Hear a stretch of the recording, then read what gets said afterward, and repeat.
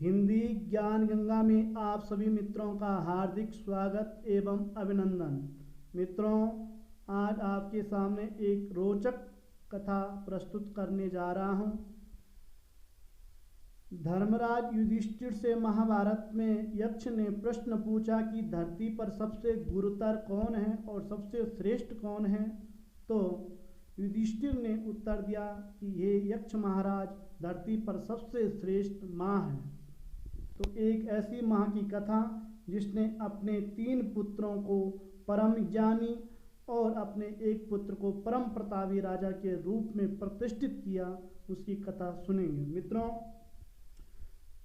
मदालसा ने अपने पति को वचन दिया था कि उसकी संतान जो होगी उसके लालन पालन का दायित्व मदालसा का ही होगा और पति उसमें कोई हस्तक्षेप नहीं करेगा। मदालसा गर्भवती हुई और अपने गर्भस्थ शिशु को संस्कारित करने लगी, उसे ज्ञान देने लगी। वो अपने गर्भस्थ शिशु को लोरी सुनाते हुए कहती थी, ए मेरे बेटे, तू शुद्ध है, बुद्ध है, संसार की माया से निर्लिप्त है। एक के बाद एक 3 पुत्र हुए। पिता क्षत्रिय थे। उनकी मान्यता थी कि पुत्रों का नाम भी क्षत्रिय गुणों के अनुरूप हो, इसीलिए उस आधार पर अपने पुत्रों का नाम रखा विक्रांत, सुबाहु और शत्रुदमन या शत्रुमर्दन। उसके सारे पुत्र मदालसा से संस्कारित थे। मदालसा ने उन्हें माया से निर्लिप्त, संसार से निर्लिप्त साधक बनाया था, इसीलिए सब बड़े होने पर संसार त्याग कर सन्यासी बन गए। पिता अत्यंत दुखी हुए कि कैसे अब ये विराट राजपाट चलेगा। उन्होंने मदालसा से कहा कि जो चौथा पुत्र होगा उसे आप ऐसी शिक्षा देना कि जो राजा, प्रतापी राजा बन सके। तो मदालसा फिर गर्भवती हुई। पति के अनुरोध पर उन्होंने अपने संतान को विशिष्ट रूप से राजपाट का ज्ञान दिया। वह पुत्र अत्यंत प्रतापी हुआ और उसका नाम अलर्क रखा गया। अलर्क दिव्य माँ से संस्कारित थे, इसीलिए उनकी गिनती सर्वसंपन्न, सर्वगुण संपन्न राजाओं में होती है। उन्होंने राजकाज की शिक्षा माँ से न्याय, करुणा और दान, इन सभी तत्वों की शिक्षा ली थी। वाल्मीकि रामायण के में एक आख्यान मिलता है कि एक नेत्रहीन ब्राह्मण को अलर्क के पास आने पर अलर्क ने दोनों नेत्रदान दे दिए थे। मित्रों, विश्व का सर्वप्रथम नेत्रदान करने वाला व्यक्ति अलर्क था। एक कथा महाभारत के प्रसंग में भी सुनते हैं कि किस प्रकार अभिमन्यु ने गर्भ में ही चक्रव्यूह की रचना इत्यादि का ज्ञान लिया था। मैं अपने प्रत्यक्ष आँखों से देखा हूँ कि एक बालिका है जो 5 वर्ष की है, जिसने पाणिनि अष्टाध्याय के 4000 सूत्र, लगभग 1900 धातुपाठ की धातुएं और वार्तिक पंचगण पाठ सभी स्मरण कर लिए हैं। तो माँ का दायित्व तो होता है कि संतान को ऐसे संस्कारित करें कि वह एक दिव्य पुरुष के रूप में, एक महापुरुष के रूप में समाज के विकास और समाज को सुधार करने में महत्वपूर्ण भूमिका निभाएं।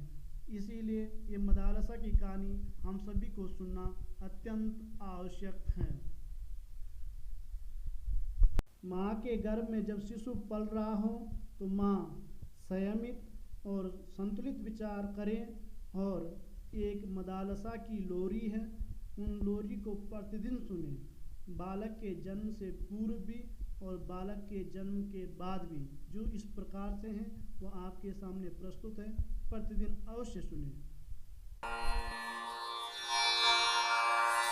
शुद्धोऽसि बुद्धोऽसि निरञ्जनोऽसि संसारमाया परिवर्जितोऽसि संसारस्वप्नं त्यज मोहनिद्रं मदालसोलभनुवाच पुत्रम् शुद्धोऽसि रेतातनतेऽस्ति नाम कृतं हि तत्कल्पनयादुनैव पञ्च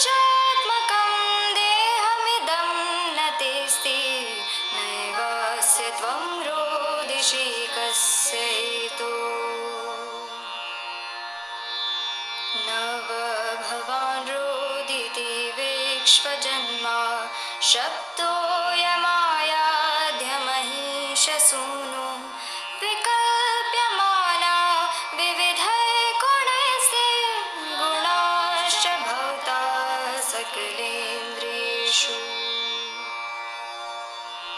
भूतानि भूतैः परिदुर्बलानि वृद्धिं समायाति यथेह पुंसः अन्नाम्बुपानादिभिरेव तस्मात् न तेस्ति वृद्धिर्न च तेस्ति हानिः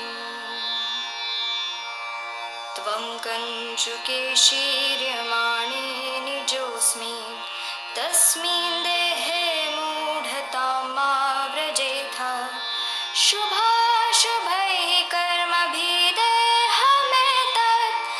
मदादिभिः कञ्चुकस्तेऽपि न तातेति किञ्चित् तनयेति किञ्चित् अम्बेति किञ्चित् धैतेति किञ्चित् ममेति किञ्चित् न ममेति किञ्चित् त्वं भूतसङ्घं बहुमानपेथा सुखानि दुःखोपशमाय भोगान् सुखाय जानाति विमूढचेतः तान्येव दुःखानि पुनः सुखानि जानाति विद्वान् विमूढचेतः यानं चितौ तत्र गतश्च देहो देहेऽपि चान्यः पुरुषो निविष्टः ममत्वमुरयं न यथा तथास्मिन् देहेति मात्रं बत मूढतैष शुद्धोऽसि बुद्धोऽसि निरञ्जनोऽसि संसारमाया परिवर्जितोऽसि संसारस्वप्नं त्यज मोहनिद्रं मदालसोलपनुवाच पुत्रम् शुद्धोऽसि बुद्धोऽसि निरञ्जनोऽसि शुद्धोऽसि बुद्धोऽसि निरञ्जनोऽसि शुद्धोऽसि बुद्धोऽसि निरञ्जनोऽसि